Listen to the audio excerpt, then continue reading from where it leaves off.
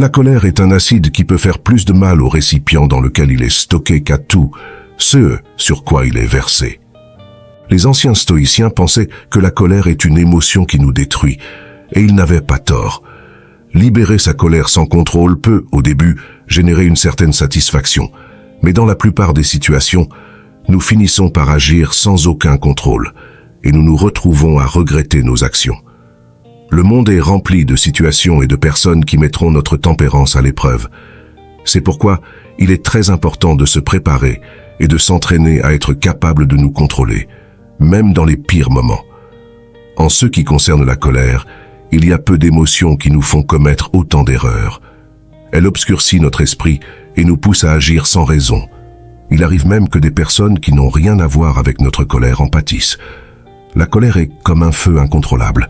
Si on ne la maîtrise pas, elle peut finir par nous consumer. Comme l'a dit Sénèque, vous vous demandez sûrement « Comment puis-je contrôler ma colère ? En quoi le stoïcisme peut-il m'aider dans cette situation ?» Ne vous inquiétez pas, car dans cette vidéo, je vais vous expliquer pourquoi le stoïcisme est la philosophie parfaite pour vous aider à gérer vos émotions, y compris la colère. Et je vais vous donner 4 outils stoïques que vous pourrez appliquer dans votre quotidien et qui vous aideront à contrôler votre colère. Avant de parler de stratégies spécifiques pour gérer notre colère, il est nécessaire de comprendre comment le stoïcisme peut nous être utile dans cette situation. Comme beaucoup de mes abonnés le savent, le stoïcisme est une philosophie antique qui, à son niveau le plus élémentaire, nous enseigne que nous devons nous concentrer sur ce qui est sous notre contrôle et laisser de côté tout ce qui ne l'est pas. Cela signifie que nous devons comprendre que nos pensées et nos émotions sont sous notre contrôle, et c'est pourquoi nous devons consacrer du temps et des efforts pour les gérer correctement. Le stoïcisme ne consiste pas à refouler nos émotions ou à nier leur existence. Au contraire, il s'agit de reconnaître nos émotions et de choisir comment y répondre. Le stoïcisme consiste également à comprendre le monde et à agir de manière rationnelle. Mais lorsque nous sommes en colère ou que nous ressentons de la colère, nous agissons de manière contraire à ce que nous devrions. Nous devenons irrationnels, et en devenant irrationnels, nous agissons de manière disproportionnée. Nous devenons injustes et nous nous faisons du mal à nous-mêmes et aux autres. En pratiquant le stoïcisme avec effort et pratique, nous pourrons changer nos réactions irrationnelles et impulsives en réactions calmes et posées qui nous permettront de voir le problème que nous avons devant nous de manière rationnelle afin de résoudre le conflit de la meilleure façon possible. En général, le stoïcisme nous donne des outils, comme ceux que je vais partager avec vous, qui nous permettent de gérer la colère et d'autres émotions difficiles à contrôler. De cette manière, nous mènerons une vie plus paisible, plus juste et avec moins de problèmes. Je vous présente 4 outils. 1. Découvrez ce qui vous affecte. Le premier pas pour contrôler la colère est de nous connaître nous-mêmes. Nous devons comprendre ce qui nous dérange ou nous met en colère. Une fois que nous savons quelle situation nous provoque de la colère, nous pouvons commencer à développer des stratégies pour gérer ces situations. Identifier ce qui nous affecte n'est pas toujours facile, car ce sont souvent des actions que nous avons totalement ancrées et automatisées. Certains déclencheurs de la colère peuvent être le sentiment d'être dévalorisé ou insulté, de se sentir impuissant, submergé, ou de ne pas pouvoir contrôler une situation. Pensez-y, si vous avez déjà réagi avec colère face à l'une des situations que je viens de mentionner, il est important de prêter attention à nos pensées et à nos actions. Ainsi, peu à peu, nous réaliserons quelle situation nous affecte. Si vous n'y avez jamais réfléchi, vous ne pourrez jamais y remédier. 2. Utilisez la dichotomie du contrôle. Une fois que nous savons ce qui nous affecte, il est important de réfléchir à si cela est sous notre contrôle.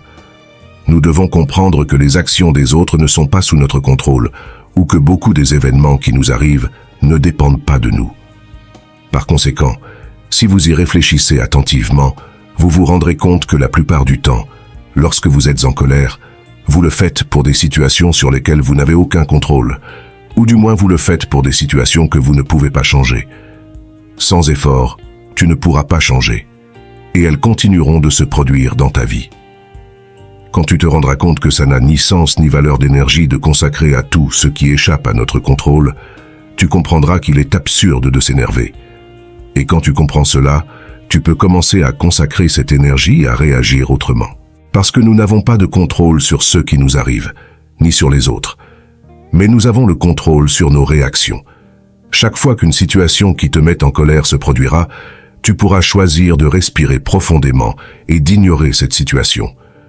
Ou si la situation est injuste, au lieu de réagir de manière impulsive, prends quelques secondes pour te calmer et réagir de façon plus rationnelle. Une autre façon d'appliquer la dichotomie de contrôle pour gérer la colère est de nous concentrer sur nos propres objectifs et valeurs. Se concentrer sur ce qui est important pour toi peut t'aider à maintenir le calme. Souvent, tu en viendras à la conclusion qu'il n'est pas utile de s'énerver, car ce n'est pas aussi important que nous le pensions, et cela ne nous rendra pas plus heureux. En fin de compte, la dichotomie de contrôle est l'outil parfait pour canaliser notre colère et nos émotions difficiles. 3. Change ta perspective. Souvent, nos perceptions et interprétations des événements qui nous arrivent ne sont pas précises. C'est pourquoi nous devons apprendre à voir ces situations sous différents angles. Par exemple, une personne peut agir d'une manière qui te dérange et te met en colère. Mais si tu comprends que ta perception peut être limitée et que tu changes de perspective, tu seras capable de comprendre pourquoi cette personne se comporte ainsi. Comprendre cela peut faire en sorte qu'une situation désagréable ne débouche pas sur de la colère. En fin de compte, notre interprétation des choses est ce qui alimente la colère. Et souvent cette interprétation est limitée, car il est impossible d'avoir toutes les informations. Tu peux, par exemple, essayer de te mettre à la place de la personne qui te met en colère.